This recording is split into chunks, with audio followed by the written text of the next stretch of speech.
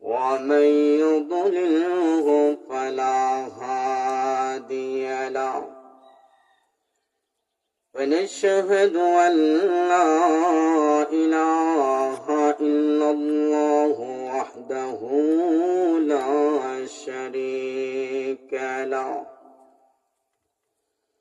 ونشهد أن سيدنا وسندنا وشفيعنا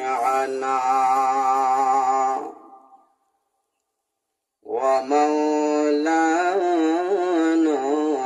محمدا عبده ورسوله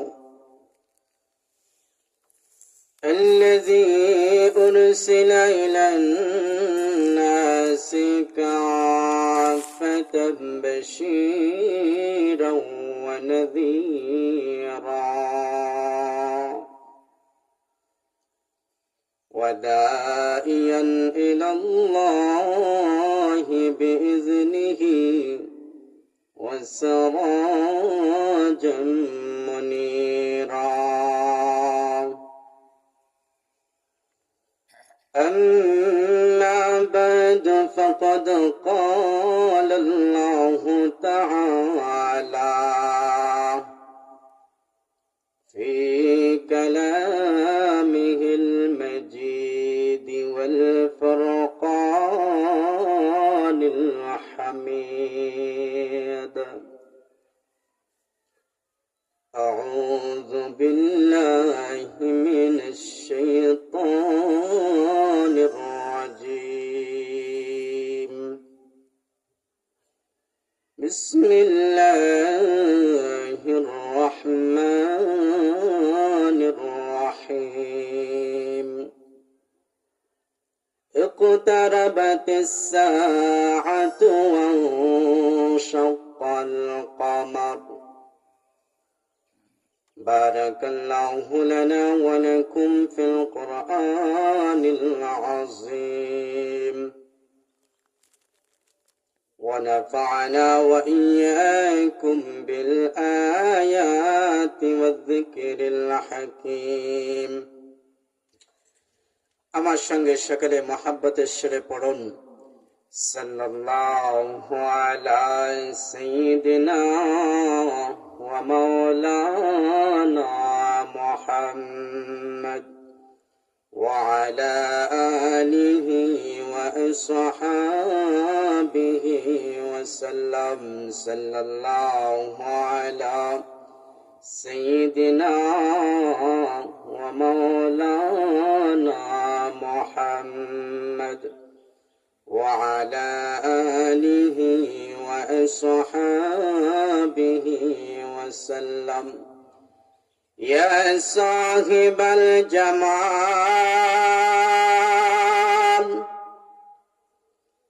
ويا سيد البشر من وجهك المنير لقد نور القمر بلغ العلا بكماله كشف الدجى بجماله حسنت جميع خصاله صلوا عليه وآله الحمد لله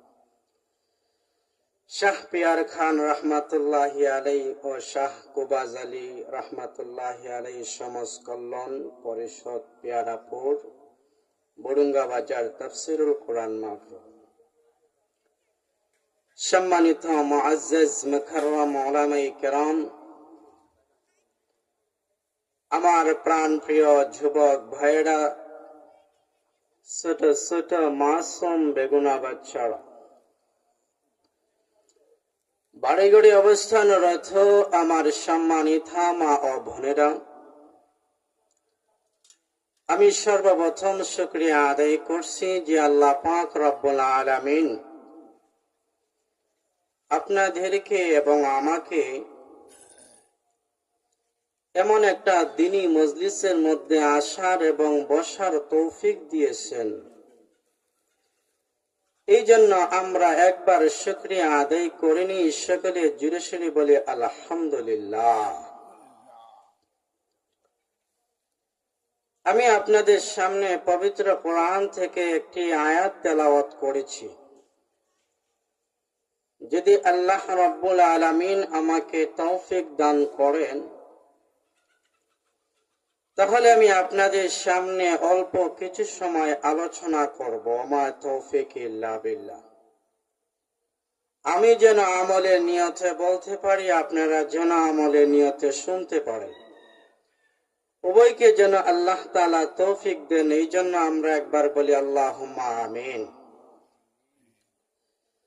ওয়াজ করবো ইনশাআল্লাহ, বইসি যখন খুলবো, যত সময় তারা দেখো। এর ভিতর দিয়ে একটা গফ করিলাই, কিতা করিলাই, গফ করতাম নি। ওয়াজ করার তৌফিক আল্লাহ দিছে, এই জন্য বইসি। এর ভিতরে গফ একটা করিলাই। এক মুরব্বী বেটা পুকুরের মধ্যে অজু করতেছে। কি করতেছে? অজু করতেছে। এমন সময় শয়তান আইছে, খেয়ে আইছে, আমার লাগে একটু কথা কইয়া। যেহেতু গফ করলাম, গফের সাথে কথা কওয়া লাগে। এক শয়তান আইছে এক যুবকের বেশ ধরিয়া। আইয়া শয়তানে কইতেছে, চাচা কি করতেছে? কো বেটা বাতিজা অজু করতেছি। কি করতেছি? অজু করতেছি। কো অজু করে কি করবেন? কো বেটা মসজিদও যাইব। কই যাইব? মসজিদও যাইব। আমার কথা বুঝেন তো? বুঝতেন না কেন? আপনারা ওই এলাকার 7 বছর ধরে ভাত খাইয়া। কয় বছর? 7 বছর ধরে ভাত খাইয়া যদি দুই একটা কথা না বুঝাইতাম পারি, আপনারা খানিটাও বেকার হইব আর আমার খাওয়াটাও বেকার হইব। যাতে বেকার না হয় এই জন্য দুই একটা কথা তো বুঝবেন ইনশাআল্লাহ। তো বলতেছে যে মসজিদে যাবো। এমন সময় শয়তানে কয়, চাচা যেই রাস্তা দিয়ে মসজিদে যাইবেন এই রাস্তা তোরে বাবা ফিসলা। কি রাস্তা? ফিসলা। কোন না বেটা, ফিসলা থাকলেও যাওয়া লাগবো মসজিদে। তখন শয়তানে কয়, বাবা রাস্তা যে ফিসলা, বাড়িত নামাজ পড়িলাম। এমন সময় মুরব্বী চাচা কয়, না বেটা, বাড়িত ফিরে একটা তৃপ্তি পাই না। কি পাই না? তৃপ্তি পাই না। তো বলতেছে যে আমার মসজিদে যাওয়াই লাগবো। এমন সময় শয়তানে কয়, চাচা যেই রাস্তা দিয়া যাইবেন এই রাস্তাটা তো ফিসলা, এই রাস্তা দিয়া যাইবেন, ফরবেন, ফললে আপনার ঠ্যাং ভাঙবো। কি ভাঙবো? ঠ্যাং ভাঙবো। তখন মুরব্বী চাচা কয়, আমার ঠ্যাং ভাঙলে ভাঙব, তোর সমস্যা কি? কি হইতেছে? তোর সমস্যা কি? তখন শয়তানে দেখা যায় এই মুরব্বীরে আটকাইতে পারে না।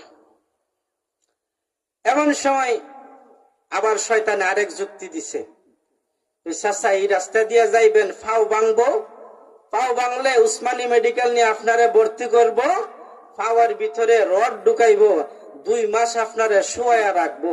এমন সময় মুরব্বী চাচা ওইটা কয়, এ বেটা আমার ফাওয়া দিয়ে রড ঢুকাক মনে বাস ঢুকাক, তোর সমস্যা কি? কথা বলছেন না? তখন বলতেছে বেডের মধ্যে তো 2 মাস শুয়ে থাকা লাগবো।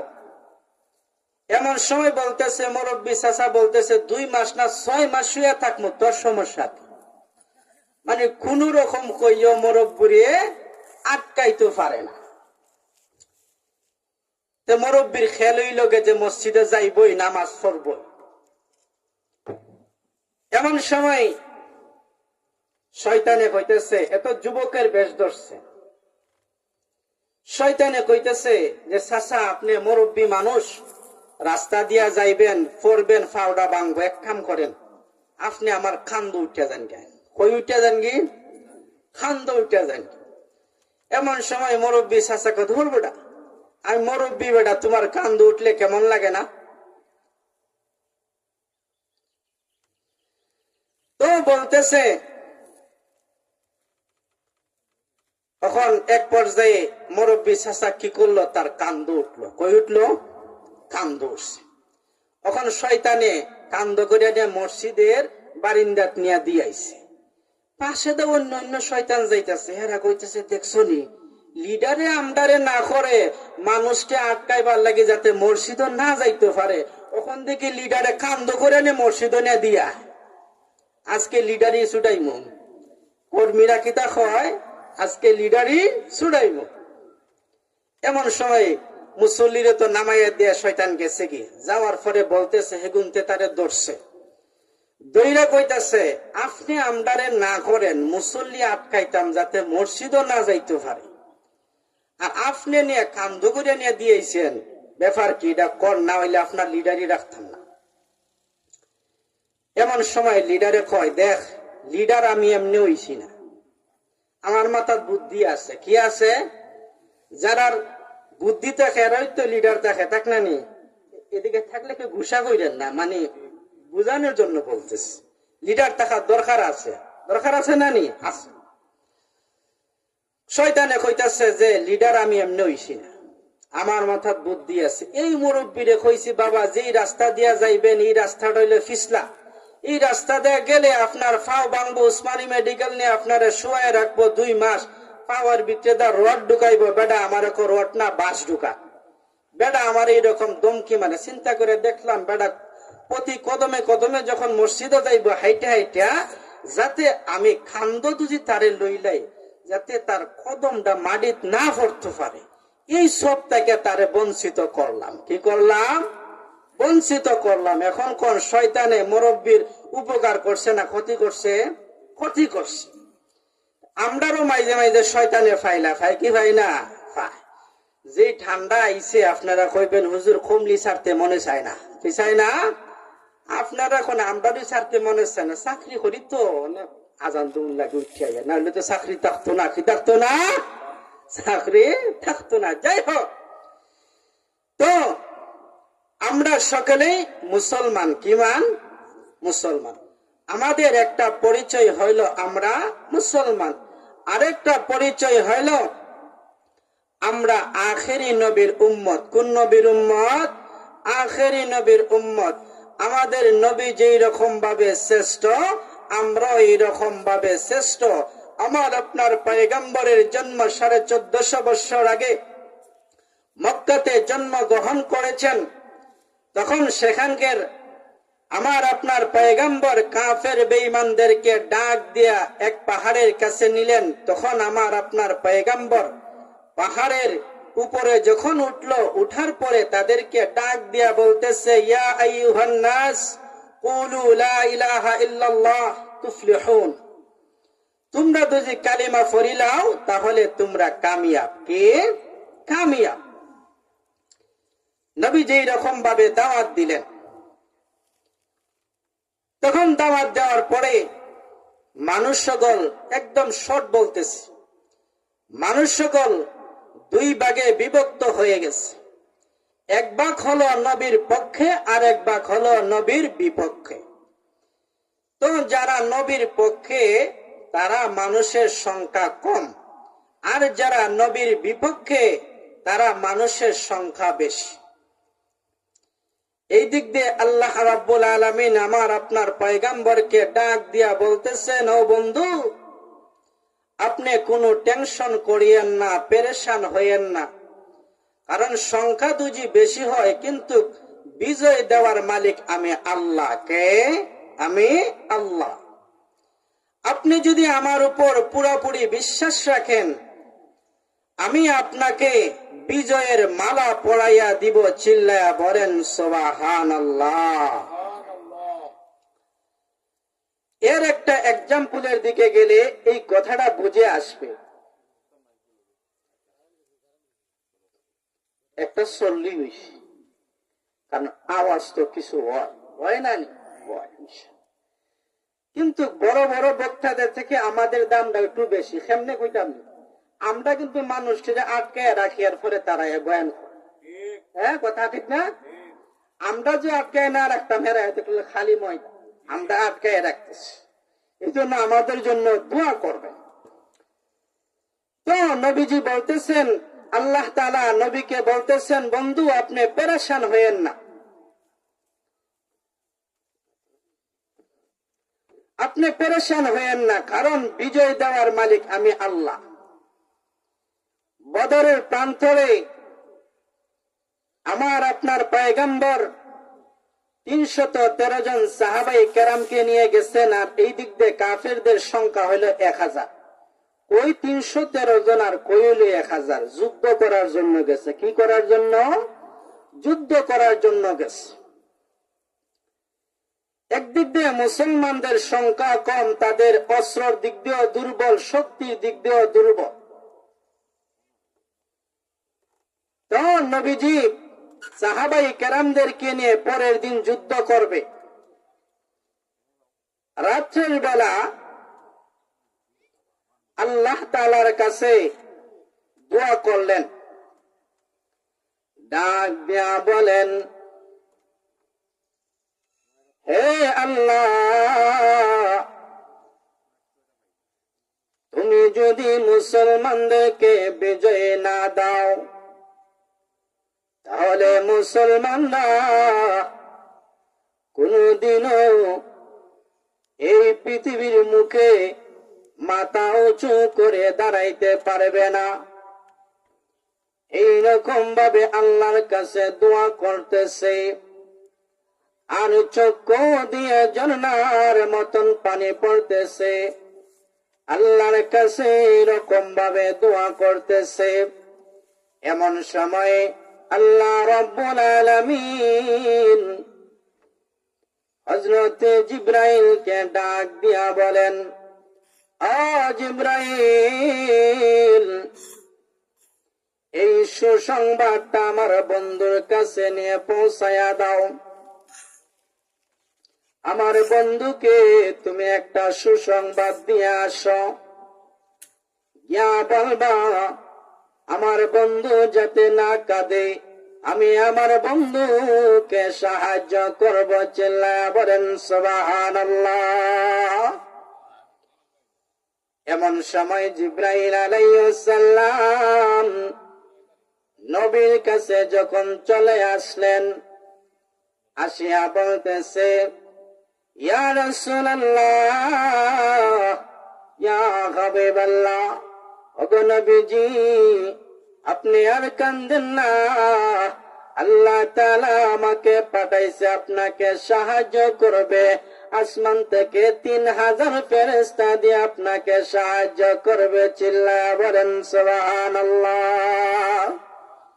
এই সুসংবাদ যখন আমার আপনার পয়গম্বরকে দিলেন, কিন্তু আমার আপনার পয়গম্বর জিবরাইলের সুসংবাদে কোনো হা না, কোনো কিছুই বলেন নাই।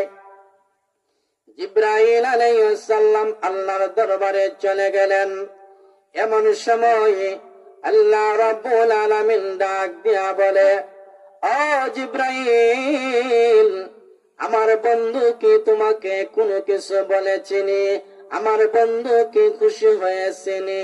এমন সময় জিবরাইল আল্লাহকে ডাক দিয়া বলেন, হে প্রভু, তোমার বন্ধুকে 3000 ফেরেশতার সুসংবাদ দিলাম, তোমার বন্ধু হা না কোনো কিছুই বলে নাই। এমন সময়ে আল্লাহ রাব্বুল আলামিন ডাক দিয়া বলে, হে জিবরাইল, বুঝেছি আমার বন্ধু খুশি হয় নাই। যাও যাও যাও, আমার বন্ধুকে গিয়ে সুসংবাদ আবার গিয়ে শোনায়া দিয়ে আসো। আমি আল্লাহর পক্ষ থেকে সর্বমোট 5000 ফেরেশতা পাঠাইব। চিল্লায়া বলেন সুবহানাল্লাহ। আল্লাহ বলেছেন যে 5000 ফেরেশতা দিয়ে আমি আমার বন্ধুকে সাহায্য করব যুদ্ধের ময়দানে। কিন্তু যুদ্ধের ময়দানে যে ফেরেশতা আসছিল তারও প্রমাণ আছে। আরে বাবা, 5000 ফেরেশতা লাগে না তো, একজন ফেরেশতা ফাটাইলে শেষ করে লইতে। জিবরাইলের কথাটা কই, জিব্রাইলকে আল্লাহ তাআলা এত বড় বানাইছে, এই পৃথিবীর মধ্যে যত পানি আছে সমস্ত পানি যদি তার মাথার মধ্যে ঢেলে দেওয়া হয়, ওই পানি শুকাইয়া পাওয়ের কাছায় আসবার আগে আগে সমস্ত পানি শুকাইয়া যাইবে। চিল্লায়া বলেন সুবহানাল্লাহ। এখন চিন্তা করছেন জিব্রাইলের মাথার মধ্যে কয় কেয়ার জমিন আছে? হ্যাঁ, পৃথিবীর মধ্যে কি পানি কম নি বাবা? মাটির চাইতে পানির ভাগ বেশি। কিন্তু আল্লাহ তাআলা এত বড় বানাইছে জিব্রাইল, কিন্তু ওই যে যুদ্ধের ময়দানে যে ফেরেশতা আসছিল এর প্রমাণও আছে। একজন সাহাবী নবীকে লক্ষ্য করে বলতেছেন, ইয়া রাসূলুল্লাহ, ইয়া হাবিবাল্লাহ, যখন যুদ্ধ আরম্ভ হয়ে গেছে আমি একজন কাফেরকে দৌড়াইতেছি, তার পিছনে পিছনে দৌড়াইতেছি তলোয়ার দিয়ে তাকে হত্যা করার জন্য।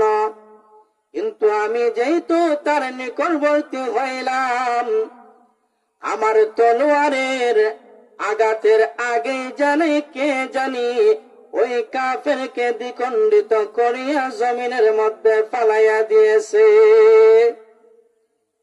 এই কথা যখন নবীর কাছে বললেন, নবী ডাক দিয়া বলেন, তুমি কি জানো না এই যুদ্ধের ময়দানে আল্লাহ তাআলা ফেরেশতা নাজিল করেছেন, তোমার তলোয়ার লাগার আগে আগে আসমানের ফেরেশতা আসমানি তলোয়ার দিয়ে ওই কাফেরকে দ্বিখণ্ডিত করে দিয়েছে। চিল্লায়া বলেন সুবহানাল্লাহ। সুবহানাল্লাহ করলে মানুষ যদি না থাকে কষ্ট করে মজা পাওয়া যাবে, ঠিক আছে না? মজা পাওয়া যাবে। যাই হোক, একদিন ওই বনে এই মাঠের মধ্যে দুইবার আমি নিচে বইয়া ওয়াজ শুনছি, আর আল্লাহ এই জায়গার মধ্যে এবার বয়াইছে, তে বোঝা যায় সামনে মানুষও থাকবো ইনশাআল্লাহ। এবারও যদি না থাকে, সামনে যদি বাঁচিয়া থাকে মানুষ থাকবো। থাকবো কি থাকতো না? থাকবো। তো আল্লাহ তাআলা ফেরেশতার মাধ্যমে যুদ্ধের মধ্যে সাহায্য করেছেন মুসলমানদেরকে, আর ওই যুদ্ধের মধ্যে মুসলমানরাই বিজয়ী হয়েছে। কে বিজয়ী হয়েছে? মুসলমানরাই বিজয়ী হয়েছে। যাই হোক, আমি একটা আয়াত তেলাওয়াত করছিলাম, ও আয়াতও আইছি, সময় থাকলে আর কয়েক মিনিট কইলেই মতি। আল্লাহ রাব্বুল আলামিন বলেন, ইকতারাবাতিস সাআতু ওয়া ইনশাক্কাল কমর। আল্লাহ বলেন ইকতারাবাতিস সাআ, কিয়ামত নিকটবর্তী হয়ে গেছে। কি নিকটবর্তী হয়ে গেছে?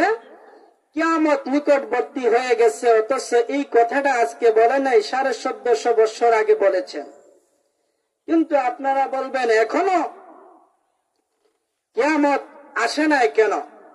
আমারও তো কথা, এখনো কিয়ামত আসে না কেন? এর পূর্ণ জ্ঞান, এর পরিপূর্ণ জ্ঞান একমাত্র কে জানে? আল্লাহ জানে। এরপরে আল্লাহ রাব্বুল আলামিন বলেন, ওয়ানশাক্কাল কমর, চন্দ্র ফেটে গেছে, চন্দ্র বাঁক হয়ে গেছে। এর একটা শানে নজুল আছে। যেহেতু সংক্ষিপ্ত আকারে কথা বলতেছি, হজের সিজনে আমার আপনার পয়গম্বর যখন রাত্রের বেলা মিনার ময়দানে দাঁড়িয়েছিলেন, মিনার ময়দানে যখন দাঁড়িয়েছিলেন, এমন সময় কাফের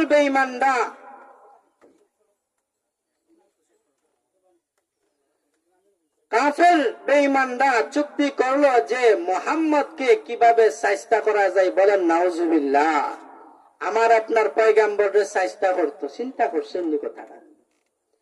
আমার আপনার পয়গম্বরকে কিভাবে শরম দেওয়া যায়, 2-1 মিনিট সময় বয়ান করবে, শেষ। তো মিনার ময়দানে যখন রাত্রের বেলা নবীজি দাঁড়াইয়াছিলেন, কাফের বেঈমানদের পরামর্শ হলো মুহাম্মদকে উল্টা পাল্টা প্রশ্ন করবো, যদি জবাব না দিতে পারে তাহলে বলবো মুহাম্মদ মিথ্যুক। বলেন নাউজুবিল্লাহ। তখন আমার আপনার পয়গম্বরের কাছে যখন গেলেন, ওই বেঈমান কাফেররা গিয়া বলতেছে, ও মুহাম্মদ, তুমি যে নবুয়তি দাবি করো, আমরা বিশ্বাস করবো কিভাবে? এমন সময় নবীজি বলেন যে কি রকম দলিল দিলে তুমি বিশ্বাস করতে পারো? দলিল তোমাদেরকে কি রকম দিলে তোমরা বিশ্বাস করবা? এমন সময় তারাই বলতেছে যে আসমানের চাঁদে দুজি দ্বিখণ্ডিত করে দিতে পারো তাহলে বিশ্বাস করব। আরেক কথা এসেছে, নবীজি বলেন দুজি আসমানের চাঁদকে দুজি দ্বিখণ্ডিত করে দিতে পারি তাহলে বিশ্বাস করবাইনি। তারা বলছে এত বড় ঘটনা যদি গোটাইয়া দেখাইতে পারেন বিশ্বাস তো করব। এমন সময় আল্লাহর নবী, মায়ার নবী আসমানের চন্দ্রকে ডাক দিয়া বলেন, হে আসমানের চন্দ্র, তুমি ভালো করিয়া জানো আমি আল্লাহর পক্ষ থেকে প্রেরিত রাসূল, আমি আল্লাহর পক্ষ থেকে প্রেরিত রাসূল। আমি এই মুহূর্তে আমার আঙ্গুলি দ্বারা ইশারা করব, আর ইশারা করতে যাতে দেরি হয়, কিন্তু তুমি যাতে বাঘ হইতে দেরি হও না। এইরকম যখন আসমানের চন্দ্রকে এরকম ভাবে যখন বললেন, আল্লাহর নবী যখন আঙ্গুলের আঙ্গুল দিয়া যখন ইশারা করলেন, সাথে সাথে আসমানের চন্দ্র দ্বিখণ্ডিত হইয়া গেছে। চিল্লা বলেন সুবহানাল্লাহ। এমন সময় বেঈমান কাফেরদেরকে বলতেছে, তোমরা যে বলছিলে যে আসমানের চন্দ্রকে দ্বিখণ্ডিত করে দিতাম, এই যে দেখো আসমানের চন্দ্রকে দ্বিখণ্ডিত করে দিয়েছি। তখন বলতেছেন যে আগে তো মনে করতাম যে মুহাম্মদ সাধারণ মানুষ, এখন দেখি না, হে তো সাধারণ মানুষ না, হে অনেক বড় জাদুগির। বলেন নাউজুবিল্লাহ।